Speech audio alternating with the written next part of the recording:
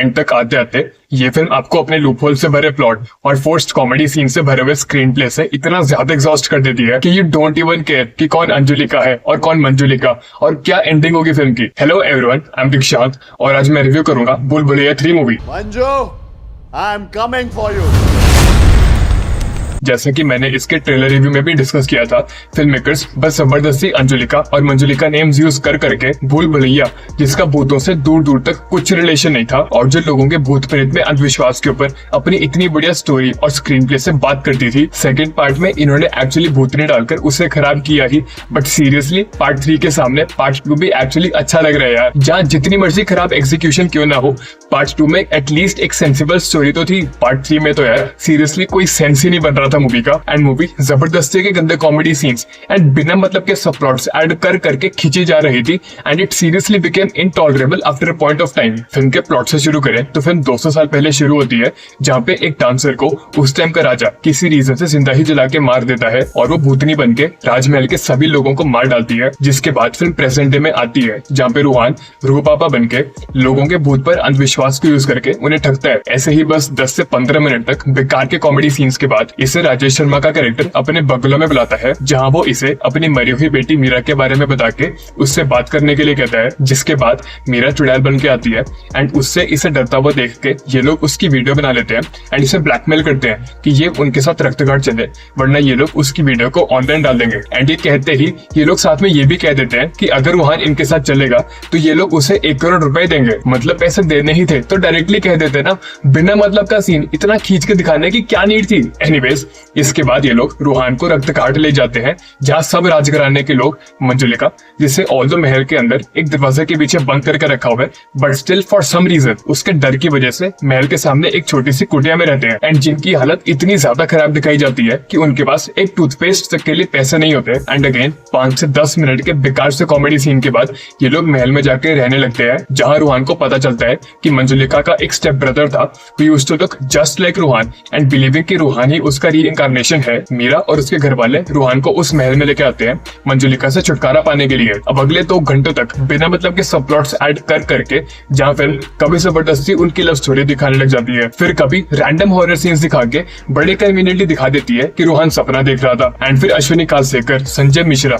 और राजपाल यादव जैसे इतने मंजे हुए एक्टर्स के बिल्कुल ही अननेसेसरी सीन्स और क्रिंज जोक्स ऐड करके एंड बस 2 घंटों तक अंजुलिका मंजुलिका कर करके आपका पेशेंस टेस्ट करती रहती है। And just when you absolutely stop caring about the film anymore, film अपने डिसेंट क्लाइमैक्स से आपको थोड़ा बहुत एंगेज करती है एंड अपने लूपहोल्स को किसी तरीके से जस्टिफाई करने की कोशिश करती है। बट अगेन फिल्म में इतने सारे लूपहोल्स थे कि वो क्लाइमैक्स भी उन सबको प्रॉपर्ली कवर अप नहीं कर पाता। मतलब यार, फर्स्ट ऑफ ऑल राजघराने के सभी लोगों को अगर मंजुलिका मार देती है तो जो अभी राजघराने के लोग हैं वो कहाँ से आए? फिर अगर मंजुलिका को एक दरवाजे के पीछे बंद किया हुआ है जहाँ से वो निकल नहीं सकती, तो सब राजघराने के लोग महल की जगह कुटिया में क्यों रहते हैं? उसके बाद तो भाई वो दरवाजा जिसके पीछे मंजुलिका है वो खुल जाता है, जिस पर फिल्म में विद्या मैम की एंट्री होती है। बट स्टिल फैमिली में से किसी को भी घंटा फर्क नहीं पड़ता। इसके आगे के लूपहोल्स को डिस्कस करने के लिए एक छोटा सा स्पॉइलर देना पड़ेगा and honestly I don't think you should waste your money and time on this crap. So the spoiler is कि विद्या बालन और माधुरी में से कोई भी भूत नहीं होता फिल्म में। Now coming back to the loopholes, actual भूत फिल्म में इंटरवल के अराउंड एक इवेंट के बाद बाहर निकलता है, बट फिल्म उस इवेंट के पहले ही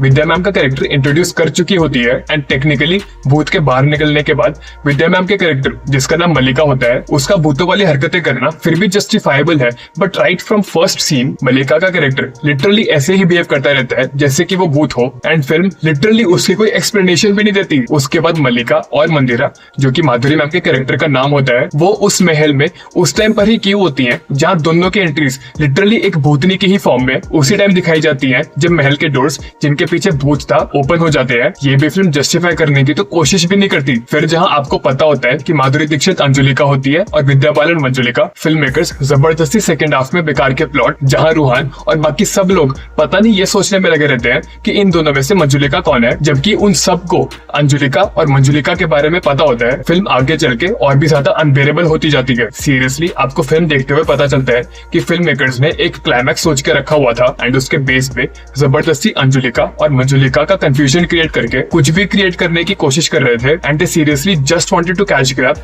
the success of Bhool Bhulaiyaa 2 and the occasion of Diwali. ये फिल्म अगर कहीं पर शाइन करती है तो डेफिनेटली इसके विजुअल्स और हॉरर सीन्स में। फिल्म विजुअली ऑल्दो अपनी रेड एंड ब्लू लाइटिंग से काफी हद तक स्ट्रेंजर थिंग्स की याद दिलाती है, but still this film was definitely a marvel to watch in terms of its VFX. Horror scenes में जहां फर्स्ट हाफ में तो jump scares decently well executed है, सेकंड हाफ में तो वो भी काफी ज्यादा क्रिंज लगते हैं। सॉन्ग्स की बात करें तो फिल्म में 3 सॉन्ग्स हैं and apart from Ami Je Tomar song, all of them were neither good to listen to and they just hampered the otherwise poorly executed screenplay even more. Comedy wise film में कुछ जगह punches land करते हैं, but for the most part comedy over extended scene से बहुत ज्यादा force लगती है एंड जब भी फिल्म आपको प्लॉट से थोड़ा बहुत बांधना शुरू करती है, फिल्म मेकर्स गंदी कॉमेडी का सीन डाल देते हैं very just want the movie two move forward with the plot. मतलब सीरियसली फिल्म के कॉमेडी का लेवल ये है कि राजपाल यादव, जिनके कैरेक्टर का नाम लिटरली चुटिया होता है, वो अपनी रोल्स रॉयस में चलते हैं जहां पर उनके एक बैल का नाम होता है रोल्स और दूसरे का नाम होता है रॉयस। फिर बेकार के पंचेस जैसे एक पतली सी शाही गाय दिखाना जिससे दूध निकलवाने की जगह उसे दूध पिलाना पड़ता है, रैंडमली कॉक फाइट बोल के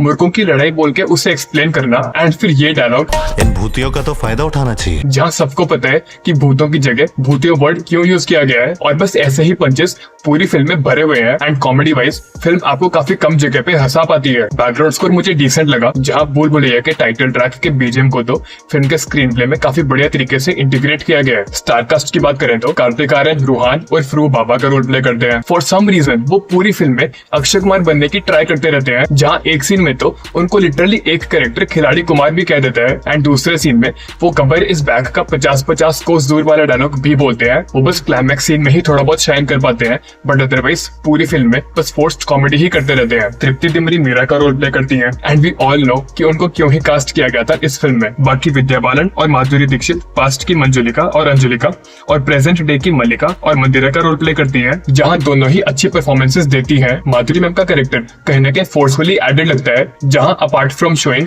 कि मंजुलिका और अंजुलिका की आपस में दुश्मनी थी, अंजुलिका के कैरेक्टर का सीरियसली कोई पॉइंट नहीं था फिल्म में एंड उस कैरेक्टर के बिना ये फिल्म शायद ज्यादा ही सेंस बनाती। बाकी विजय राज, राजेश शर्मा, राजपाल यादव, अश्विनी कालसेकर और संजय मिश्रा को तो फिल्म बेकार से रोल्स देके पूरे तरीके से वेस्ट ही करती है। All in all decent visuals and climax के अलावा this film was really tough to go through, due to which my verdict would be कि you should stay away from this film as much as possible. So yeah this was my review for Bhool Bhulaiyaa 3 movie. Video पसंद आई तो like कर देना। आपका क्या opinion है इस film के बारे में? Do let me know in the comments below, and for more weekly reviews do subscribe to my channel. Till then, this was Dikshant, you're watching DG Talks, and I'll see you in the next video. Thank you.